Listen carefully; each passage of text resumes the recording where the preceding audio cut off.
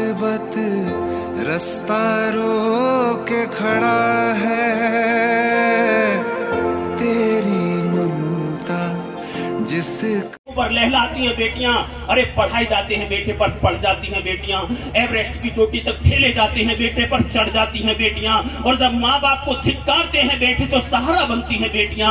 ऐसी होती हैं बेटियां, ऐसी होती हैं बेटियां, ऐसी। थैंक यू, आप हमारे मंच पर आए इसके लिए धन्यवाद। स्थान ग्रहण करें जो बहुत ही अद्भुत अलवेला मोबाइल फोन, सबके पास एक मोबाइल फोन धारी हमारे मंच पर आ जाएं और देखें अद्भुत जादू, हिंदुस्तान का अजीब गरीब जादू। आइए मोबाइल फोन वाले अगर पंक्ति से कोई भी हमारे महानुभाव आ सकते हैं, वो फोन लेकर के आ जाए। आइए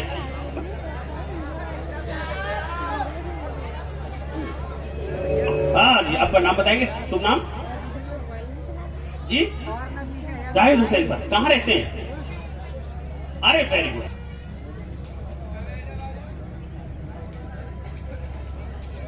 साबुत है सर, पक्का? इसका पानी जरा इसमें निकाल दें, डब्बे में निकाल दें पानी सर। पानी कभी वेस्ट नहीं करना चाहिए, जल ही जीवन है।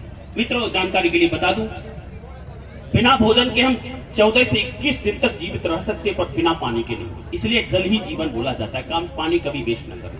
आज इस मंच से मैं बोलना चाहूंगा, बहुत अच्छे स्थान पर आए हैं और निगम ने जो पहल की है, पानी घर घर तक पहुंचा रहे हैं हम लोग। प्लीज अपने नल टोटियां खुले न छोड़ें, आवश्यकता अनुसार पानी का उपयोग करें और सौगंध खा के जाए, प्रण करके जाए कि एक बाल्टी जो बड़ी वाली होती है समथिंग, उसी से नहाएं, पानी वेस्ट न करें। पीने का पानी हम लोगों के पास बहुत कम है।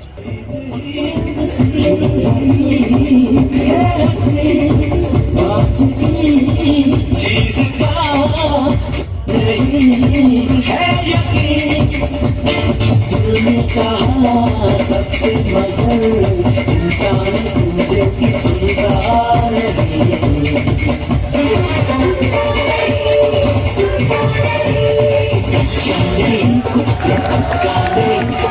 सुनता है जो सब खेल है। आज ये कभी सोचा था ऐसा भी होगा सर? सोचा था कभी? ये बहुत अकल्पनीय है, अविश्वसनीय है। और मोबाइल का जादू मैंने इसलिए दिखाया है तो दोस्तों, नगर स्वच्छ सर्वेक्षण 2021 का आपने ऐप डाउनलोड किया था, मैं उनको थैंक यू बोलता हूं। अब नगर स्वच्छ सर्वेक्षण 2022 का अगर ऐप डाउनलोड करेंगे तो मुझे लगेगा आपका मोबाइल, यहाँ पर मैंने दो खास तौर से रखे गए, जरा दिखाएं। ये नीला डब्बा सूखे कूड़े के लिए होता है, हरा गीले के लिए। पर पहचाने कैसे? अगर लिखाना हो तब देखो, आसमान होता है कैसा? नीला, ऊपर अनंत सूखा है, तो इसलिए सूखा कूड़ा नीले वाले में, आसमान होता है नीला। और जमीन की घास होती है हरी, तो गीला कूड़ा, घास ऐसी होती है, गीली होती है, तो गीला कूड़ा हरे वाले में। ये बहुत आसान है पहचान। अब ये बताइए, बाहर निकालूं का ऐसा ही दूं? अरे बाहर मत निकलवाओ, ऐसा ही लेके जाओ। कभी यहां रख के चलना, कभी यहां रख के चलना, और टेंशन मत लो, आवाज ऐसे आ जाएगी। देखो, सोच रहे हैं चार्ज कैसे होगा, बात करेंगे तो उठाएंगे कैसे, बहुत सारे विचार आ रहे हैं। और फायदा एक बताऊं, पूरी उम्र में इतने फ्रेंड नहीं बने होंगे जितने एक दिन में बनेंगे। हर शख्स पूछेगा सर ये कैसे हुआ, फेसबुक पर भी फ्रेंड नहीं बने एक दिन में इतने ही। और बाहर निकाल दो, ये जिद में पड़े हो, बाहर निकालने के एक इंतजाम है कि बॉर्डर को क्रश किया जाए।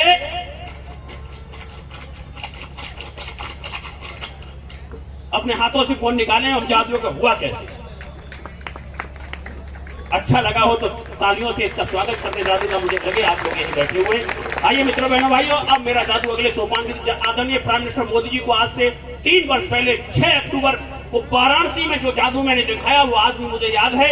उन्होंने मुझसे प्रॉमिस लिया ये जादू अपने हर शो में। मैं सूचना और यानी प्रसारण मंत्रालय भारत सरकार में आर्टिस्ट हूं, इस नाते मुझे 10 मिनट का मौका मिला मंच पर। आदरणीय मोदी जी, मैं 3 प्राइम मिनिस्टर और 7 मुख्यमंत्रियों को रूबरू अपना आज तक शो दिखा चुका है। आपका बच्चा, आपका भाई।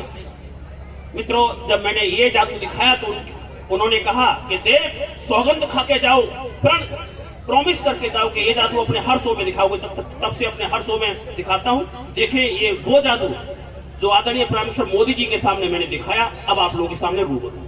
गौर से देखें साहब, जो दो रुमाल मेरे हाथों में आप देख रहे हैं, इनका नाम है मम्मी और डैडी, पापा मम्मी।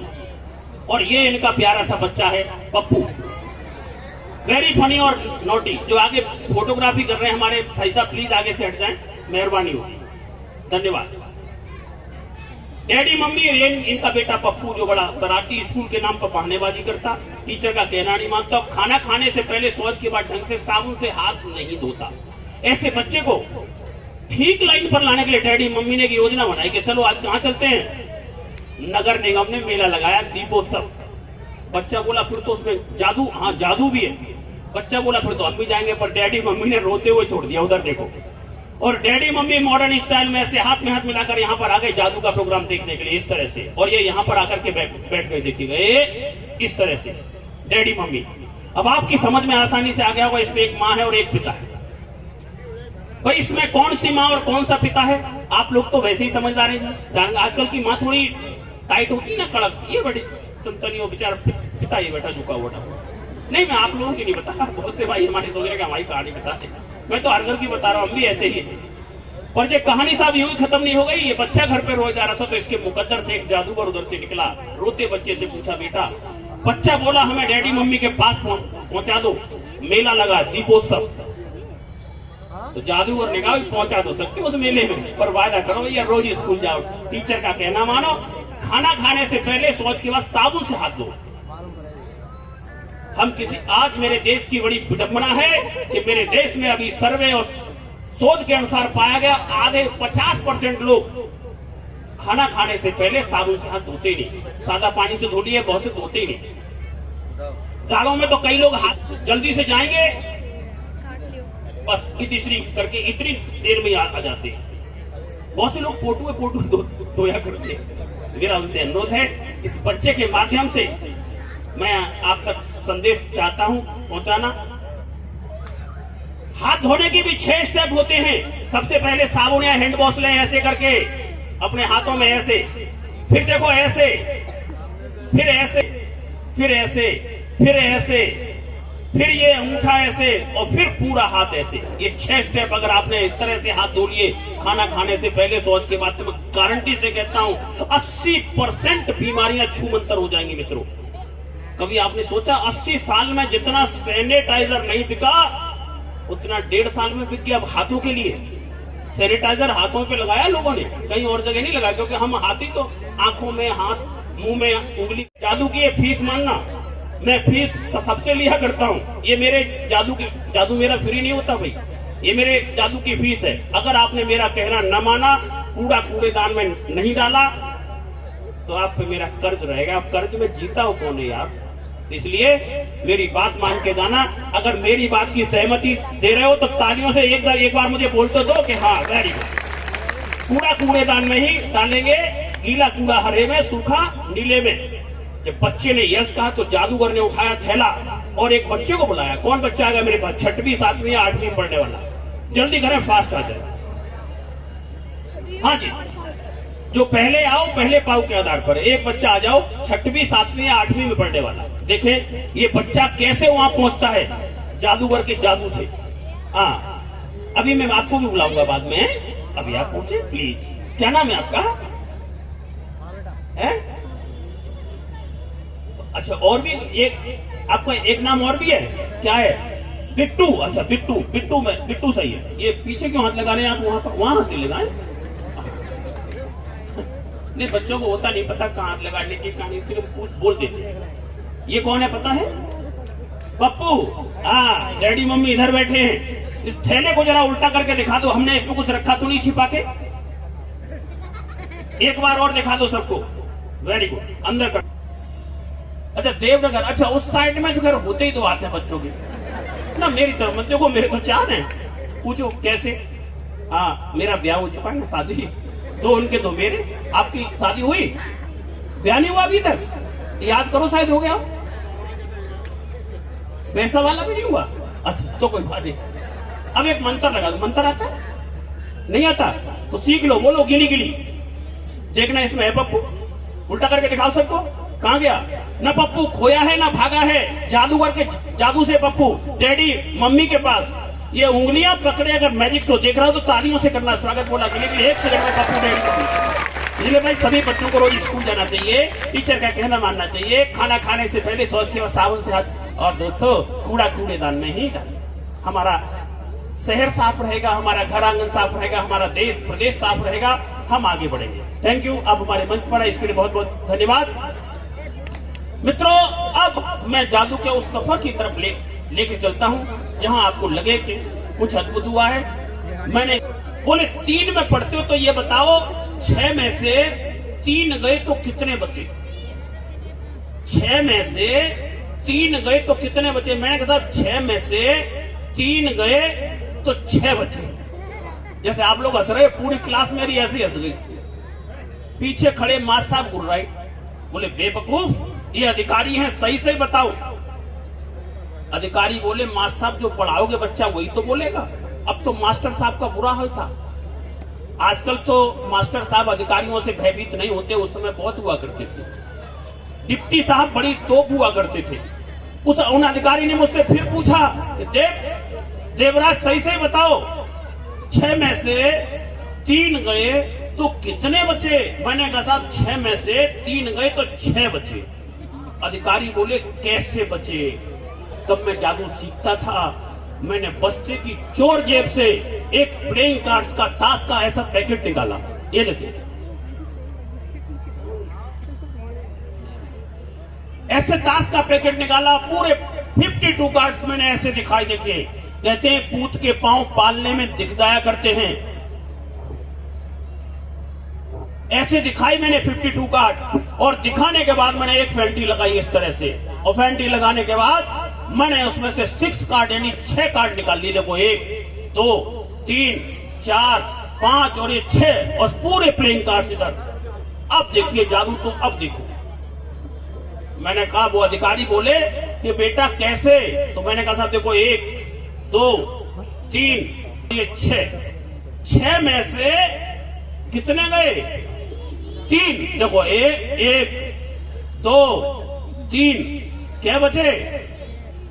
6 ही बचते। देखो 1 2 3 4 5 और 6। अब तो साहब हंगामा हो गया। वो अधिकारी दूसरे अधिकारियों को उन्होंने बुला लिया स्कूल में और बोले बेटा एक दफे और 6 करके दिखा।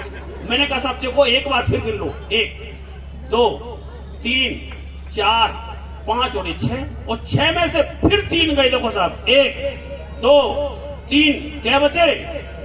6 ही बचते। देखो 1 2 3 4 5 और 6। अब तो साहब पूरा स्कूल में हड़कंप मच गया। सारे अधिकारी, प्रिंसिपल, टीचर और सारे बच्चे ऐसे प्रार्थना स्थल पर ऐसे ही बिठा लिया सबको और मुझसे कही बेटा पूरा स्कूल इकट्ठा एक दफे और 6 करके दिखाओ। मैंने कहा साहब देखो 1 2 3 4 5 और 6 और 6 में से फिर 3 गए। देखो 1 2 3 क्या बचे बच्चों? आज 6 ही बचते। देखो 1 2 3 4 5 और 6। अब तो साहब पूरे शहर में हंगामा मच गया। फिरोजाबाद क्लब में भीड़ नहीं आई, टीबी वार्ड में डीएसए एडीएम डीएम साहब सारे अधिकारी और मुझसे कही बेटा एक दफे और 6 करके दिखा, पूरा शहर इकट्ठा है। मैंने कहा साहब देखो 1 2 3 4 5 और 6 और 6 में से फिर 3 गए।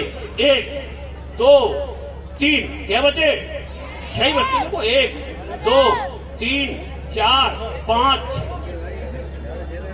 वाले कह रहे और कर दो, हमें कह लो जी और करवा लो। 1 2 3 4 5 और 6 और 6 में से फिर 3 गए। देखो साहब 1 2 3 क्या बचे? हर बार 6 नहीं बचते भैया, कभी कभी 6 में से 3 जाते हैं तो 9 भी बचते। बोले आपको नहीं पता तो देख लो। 1 3 4 5 6 7 8 9। मित्रों आपकी तालियां बोल रही हैं कि वास्तव में जादू आपको अच्छा लग रहा है और ये तालियां मैं प्रेस करना चाहूंगा आदरणीय मैम के लिए जिन्होंने इतनी मेहनत और लगन के साथ यहाँ कई दूर दूर से आर्टिस्टों को बुलाया और आज लेजर शो होने जा रहा है, जो बहुत बड़ी तकनीक है। तो मैं इसके लिए मैडम के लिए और पूरी जो टीम है हमारी, उनके लिए तालियां जरा जोरदार चाहूंगा। अच्छा, देखिए आपने हिप्नोटिज्म सम्मोहन का नाम सुना होगा, लेकिन उससे ऊपर की कला मेस्मरिज्म होती है। उस मेस्मरिज्म को देखने के लिए मैं चाहूंगा जिनके हाथों में घड़ी हो, सेकंड की सुई चल रही हो, ऐसे कोई एक व्यक्ति हमारे मंच पर आ जाए और देखें हिंदुस्तान का अद्भुत जादू मेस्मरिज्म का कमाल। आइए।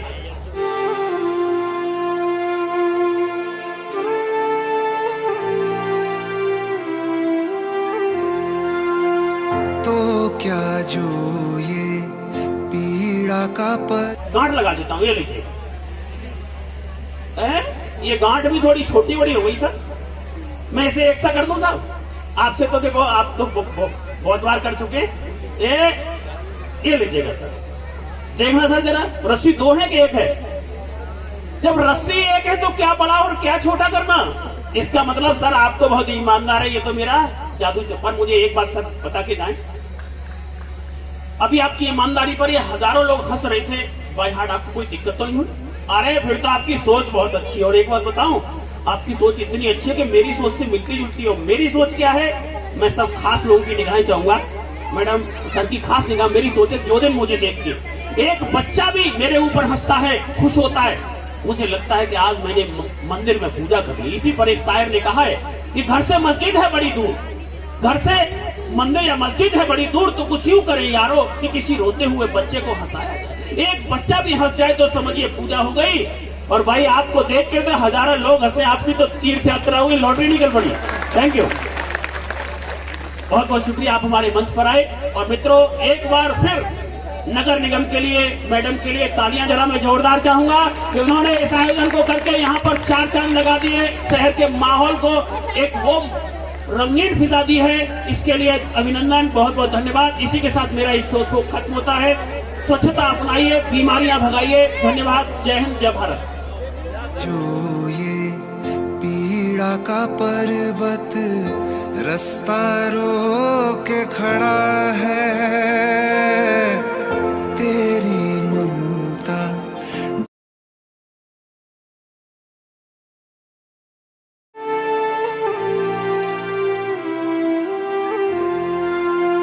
तो क्या जो ये पीड़ा का पर्वत रास्ता रोक प्रयास है पीएम आवास योजना।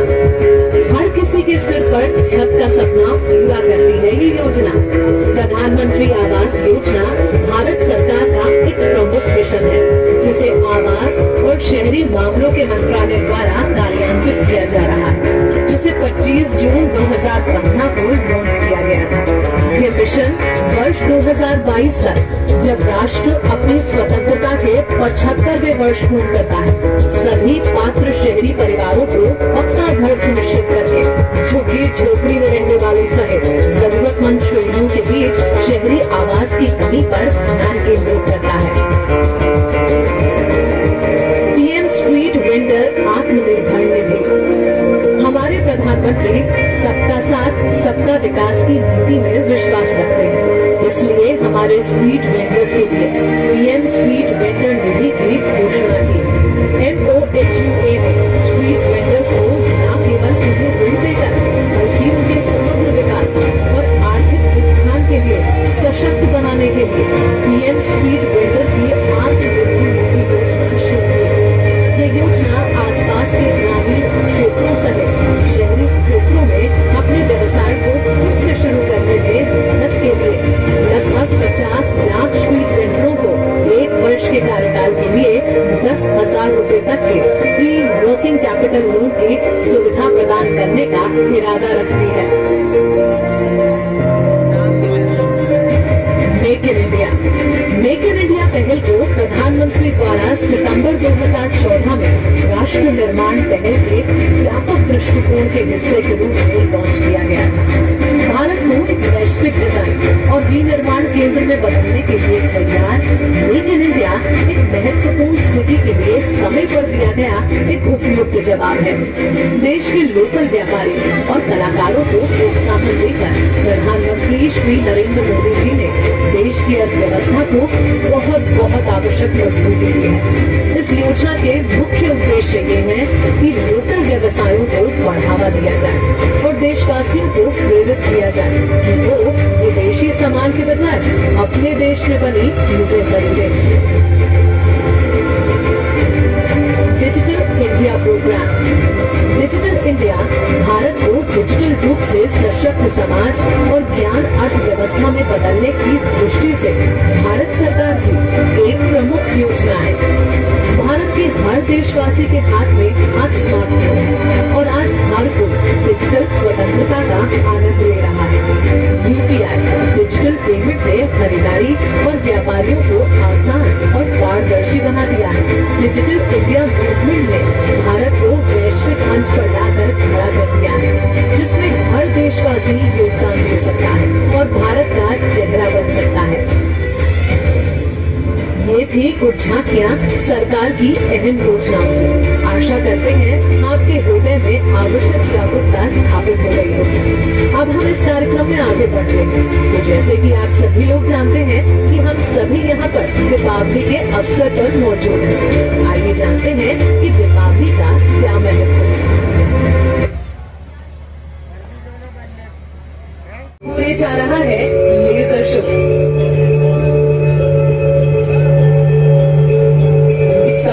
चलिए एक पल लेते हैं और नजर डालते हैं हमारे माननीय प्रधानमंत्री श्री नरेंद्र मोदी जी के द्वारा देशवासियों और देश के हित में प्रस्तुत की गई कुछ महत्वपूर्ण योजनाओं पर, जिसके बारे में हम सभी को जागरूक होना चाहिए। स्मार्ट सिटी मिशन 25 जून 2015 को माननीय प्रधानमंत्री द्वारा शुरू किया गया था। मिशन का मुख्य उद्देश्य विशेष रूप से चुने हुए शहरों को बढ़ावा देना है। स्मार्ट सिटी मिशन बुनियादी ढांचा, स्वच्छ और टिकाऊ वातावरण प्रदान करने का प्रयत्न करता है और स्मार्ट सोल्यूशन के आवेदन के माध्यम से अपने नागरिकों को जीवन की एक अच्छी गुणवत्ता प्रदान करता है। मिशन का उद्देश्य शहर के सामाजिक, आर्थिक, भौतिक और संस्थागत स्तंभों पर व्यापक कार्य के माध्यम से आर्थिक विकास और जीवन की गुणवत्ता में सुधार करना है। स्वच्छ भारत मिशन। महात्मा गांधी ने कहा था कि स्वतंत्रता से अधिक महत्वपूर्ण स्वच्छता है। उन्होंने स्वच्छता को गांधीवादी जीवन शैली का अभिन्न अंग बनाया। इन्हीं शब्दों को आधार बनाकर श्री नरेंद्र मोदी जी ने नई दिल्ली में राजपथ पर स्वच्छ भारत मिशन का शुभारंभ किया। 2 अक्टूबर 2014 को स्वच्छ भारत मिशन को राष्ट्रीय आंदोलन के रूप में पूरे देश में शुरू किया गया था। इस योजना का मुख्य उद्देश्य ये था कि हम सभी देशवासियों के दिल में अपने देश को साफ रखने की भावना उत्पन्न हो जाए। समाज के विभिन्न वर्गों के लोग आगे आए और स्वच्छता के इस जन आंदोलन में शामिल हुए। सरकारी अधिकारियों से लेकर जवानों तक, बॉलीवुड अभिनेताओं से लेकर खिलाड़ियों तक, उद्योगपतियों से लेकर आध्यात्मिक नेताओं तक, सभी ने इस नेक काम में योगदान दिया है। AMRUT Atal mission for rejuvenation and urban transformation. AMRUT का मुख्य उद्देश्य है कि ये सुनिश्चित किया जाए कि हर घर में पानी की सुविधा हो और सीवरेज कनेक्शन के साथ पानी का नल उपलब्ध हो। शहरों में हरियाली हो और अच्छी तरह से बनाए गए खेल स्थल हो ताकि शहरों की सुविधा में वृद्धि हो। इसका उद्देश्य पब्लिक ट्रांसपोर्ट पर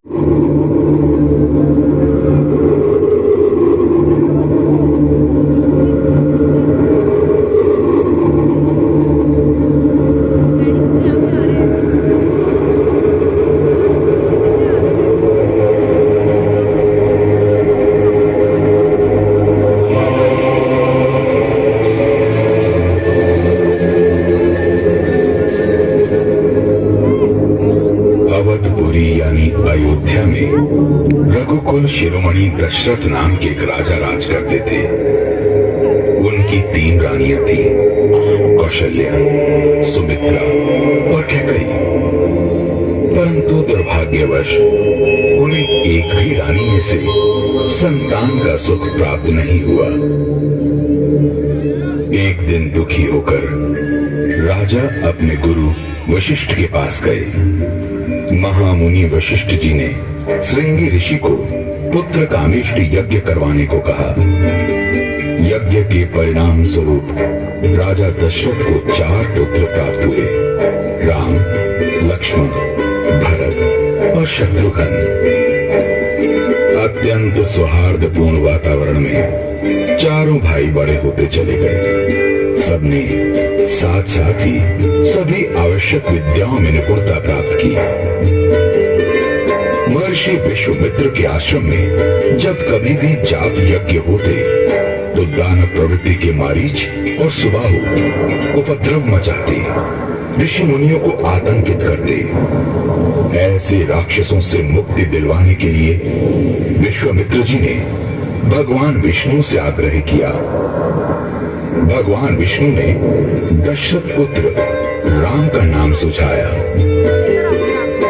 इसके उपरांत भगवान राम ने अपनी शस्त्र निपुणता और ईश्वरीय कृपा से मारीच की मां ताड़का सहित कई अन्य राक्षसों का वध किया और मुनि ऋषि इस आतंक से मुक्त हो गए।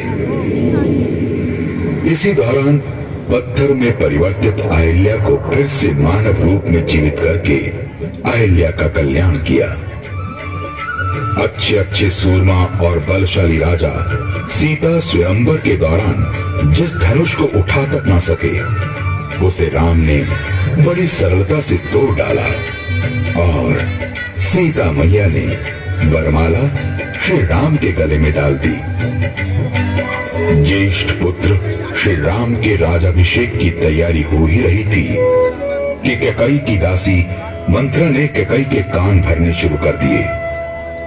कैकेयी को स्मरण कराया गया कि उसको राजा दशरथ ने 2 वरदान दिए हुए हैं, जिसके बल पर कैकेयी श्री राम के 14 वर्ष का वनवास और अपने पुत्र भरत के लिए राज सिंहासन मांग सकती है। कैकेयी ने वो ही किया जो मंत्र खुशी खुशी स्वीकार किया। वहीं अनुज लक्ष्मण और सीता माता ने श्री राम के साथ वनवास काटने का प्रण किया। मानवता की रक्षा हेतु मार्ग में कई राक्षसों का संहार करते हुए तीनों पहुंचे पंचवटी। राम और लक्ष्मण की सुंदरता पर मोहित शूर्पणखा ने दोनों के समक्ष विवाह का प्रस्ताव रखा। दोनों भाइयों द्वारा अस्वीकार करने पर शूर्पणखा ने अपने असली राक्षसी रूप को दर्शाया, जिसके फलस्वरूप लक्ष्मण ने उसकी नाक काट डाली। शूर्पणखा ने रोते चिल्लाते रावण के सामने अपना दुखड़ा सुनाया और अपमान का बदला लेने के लिए रावण को भड़काना शुरू कर दिया। क्रोधित रावण ने सीता हरण की योजना बना डाली। रावण ने मारीच को कपट मृग का रूप धारण करने का आदेश दिया।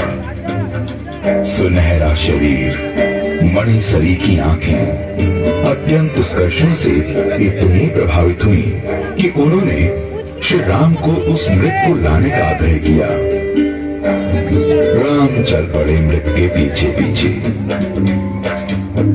वन से श्री राम जैसे स्वर में पुकार सुनकर लक्ष्मण श्री राम की ओर जाने से पहले सीता मैया की सुरक्षा के लिए कुटिया के चारों ओर रेखा खींच देते हैं और सीता मैया से अनुरोध करते हैं कि इस रेखा को वो ना लांघें, यानी लक्ष्मण रेखा के अंदर अंदर रहें। लक्ष्मण के जाते ही रावण भिक्षु के भेष में भिक्षा मांगने सीता मैया के द्वार पहुंचता है और अवसर मिलते ही सीता मैया का हरण कर लेता है। आकाश मार्ग में दुष्ट रावण को राम भक्त वृद्ध जटायु ने जब रोकने का प्रयास किया तो रावण ने जटायु को पूरी तरह से घायल कर दिया। कुटिया में लौट कर आने पर सीता मैया को ना पाकर श्री राम और लक्ष्मण दोनों चिंता में डूब जाते हैं, विचलित हो जाते हैं। खोज शुरू होती है। खोज करते करते राह में जटायु ने दोनों भाइयों को रावण के दुष्कर्म के बारे में बताया। व्याकुल भाई जब सीता मैया की खोज में भटक रहे थे, तभी उनकी भेंट होती है श्री हनुमान जी से। राम लक्ष्मण की व्यथा सुनने के पश्चात हनुमान जी सुग्रीव के साथ मिलकर सीता मैया को ढूंढने का बीड़ा उठाते हैं। खोज करते करते श्री हनुमान जी को जटायु के बड़े भाई संपाति बताते हैं कि मां सीता को रावण दक्षिण दिशा की ओर ले गया है। वानर सेना के महामंत्री जामवंत ने हनुमान जी को लंका जाकर सीता मैया को खोजने का आदेश दिया। समुद्र पार करते समय मध्य में श्री हनुमान जी को एक राक्षसी ने रोकना चाहा, तो हनुमान जी के पराक्रम और शक्ति के आगे वो राक्षसी ढेर हो गई और हनुमान जी लंका में प्रवेश कर गए।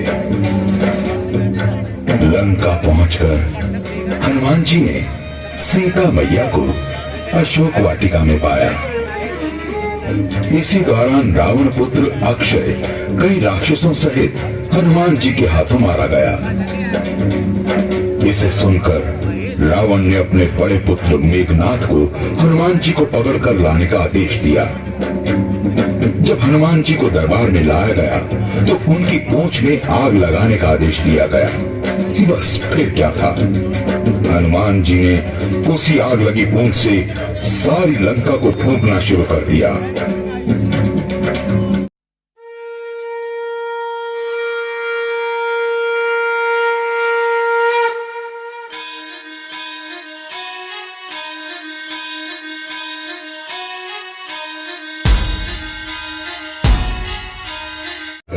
उसे अपने राजभवन से निकाल दिया। विभीषण श्री राम का दर्शन लाभ लेने के लिए राम के शिविर में आ गए, जहां राम ने उसे स्वीकार कर उसका राज्याभिषेक कर उसका राज तिलक कर दिया। लंका तक समुद्र मार्ग से जाने के लिए जामवंत ने नल और नील को बुलाकर पुल का निर्माण शुरू करवा दिया। सेतु तैयार हो गया। श्री राम की सेना युद्ध के प्रस्थान को चल पड़ी। लंका के किलों के चारों ओर के दरवाजों पर वानर भालू की सेना ने आक्रमण कर दिया। वानरों के झुंड राक्षस योद्धाओं के समूहों को मसलने लगे। इधर लक्ष्मण मेघनाथ की ओर बढ़े। मेघनाथ ने घबराकर वीर घातनी शक्ति चलाई, जो लक्ष्मण की छाती में लगी और वो मूर्छित होकर पड़े। हनुमान जी उन्हें उठाकर शिविर में ले आए।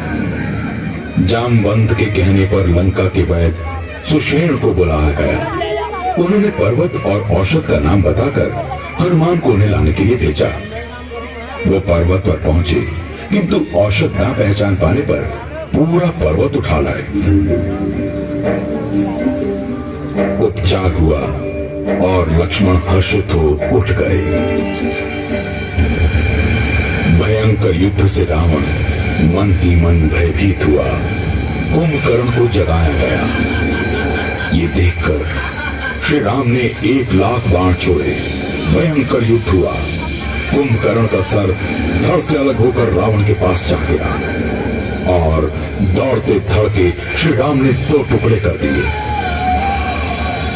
रावण विलाप करने लगा। मेघनाथ अगले दिन के युद्ध प्रस्थान के लिए आवेशित हो गया। लक्ष्मण और मेघनाथ में युद्ध हुआ। अंततः मेघनाथ मारा गया। रावण युद्ध के लिए अपनी विचित्र फौज लेकर चला। रावण के वज्र तुल्य शरीर में किसी पर्वत, वृक्ष, बाण के प्रहार का असर नहीं होता। निशाचरों और वानरों की सेना भयंकर गर्जन करती हुई भिड़ने लगी। किसी प्रकार के प्रहारों का रावण पर प्रभाव न होता, वो फिर उठ खड़ा होता। तब विभीषण ने श्री राम से कहा, और फिर राम और सीता का मिलन हुआ। साथ ही बुराई पर अच्छाई की विजय हुई।